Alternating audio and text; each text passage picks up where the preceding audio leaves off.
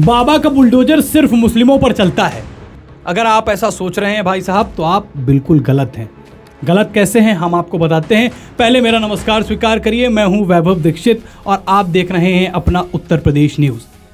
देखिए 2017 में जब से सीएम योगी आदित्यनाथ प्रदेश के मुख्यमंत्री हुए, अपराधियों और माफियाओं पर बुलडोजर कार्रवाई जो है एकदम टूट के हुई है और इन माफियाओं और अपराधियों को इस बात का खौफ रहता है। इनके मन में एक चीज़ में, जहन में इनकी ये चीज़ रहती है कि कोई भी अपराध करने पर बुलडोजर एक्शन लिया जाएगा, जिससे न सिर्फ उनको जेल होगी बल्कि उनकी कुछ संपत्तियां, अवैध संपत्तियों को भी नाश करने का काम किया जाएगा। बाबा के इस बुलडोजर की चर्चा न सिर्फ प्रदेश में हुई, देश में हुई, बल्कि विदेशों में भी इस एक्शन को लोगों ने सराहा और विदेश में कई बड़े बड़े नेताओं ने इसके विषय में बोला कि हाँ, ये बुलडोजर एक्शन वाकई कारगर है अपराधियों के हौसलों को पस्त करने के लिए।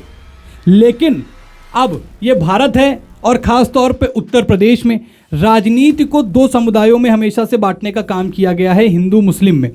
और अब एक अपवाद फैल रहा है कि सीएम योगी का बुलडोजर सिर्फ और सिर्फ मुस्लिमों की तरफ चलता है और अन्य किसी धर्म और जाति समुदाय की तरफ नहीं चलता है। अगर आप ऐसा सोचते हैं तो आज मैं आपको गलत साबित करके ही यहाँ से जाने वाला हूँ। देखिए स्क्रीन पर आपको एक डेटा दिख रहा होगा जिसमें यह दिख रहा होगा कि यूपी में 183 एनकाउंटर्स हुए। अब इसमें से मुस्लिम 61 थे, ब्राह्मण 18 थे, ठाकुर 16 थे, जाट और गुज्जर 15 थे, यादव 14, दलित 13, आदिवासी 3, सिख 2, ओबीसी 7 और अन्य जातियां 34। अब ये आंकड़े आपकी आंखें खोलने का काम करेंगे। मुस्लिम 61, अब हमने इसको क्यों ब्राह्मण, ठाकुर, जाट और गुज्जर, यादव और दलित ऐसे करके मैंने इसको डिवाइड किया, क्योंकि प्रदेश की राजनीति ना वो केवल हिंदू धर्म को वैसे भी बांटने का काम अखिलेश और मायावती की सरकार में अच्छे से हुआ। सब लोग ये चीज़ जानते हैं कि पिछले कुछ समय में हिंदुओं पर किस तरीके से राजनीति की गई प्रदेश के अंदर, वो साफ जाहिर है। इसीलिए ये डेटा, ये आंकड़े मैंने ऐसे करके आपको दिखाए हैं। अगर बात करें मुस्लिमों की 183 इनकाउंटर में तो 61 हो गए मुस्लिम। अब 18, 16, 15 और 14 इनको काउंट करिए। ये नंबर जो कि मैंने बताए हैं ब्राह्मण, ठाकुर, जाट और गुज्जर और यादव के, ये नंबर मुस्लिमों की संख्या से ज़्यादा है। तो कहाँ से ऐसा साबित हो गया कि बाबा का बुलडोजर सिर्फ और सिर्फ मुस्लिमों पर चलता है? इन जातीय समीकरणों में फंसाने का जो विपक्ष का काम है ये वाकई बहुत गंदा है। लेकिन जब तक हम यहाँ पर बैठे हैं आपको कोई गलत इन्फॉर्मेशन नहीं मिलेगी। आज सोशल मीडिया हो गया है जिसके जरिए गलत तरीके के मैसेजेस, गलत आंकड़े आप तक पहुँचते हैं और बिना कुछ सोचे समझे लोग इस पर अपनी विचारधारा, अपना एक्शन देते हैं, अपनी प्रतिक्रिया देते हैं।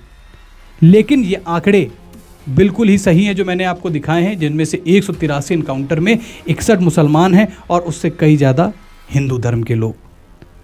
अब ये हिंदू धर्म के आंकड़े लोगों को कम इसलिए नजर आते हैं क्योंकि इसे विपक्ष ठाकुर, पंडित, यादव और इन सब चीज़ों में बांट कर रख देता है।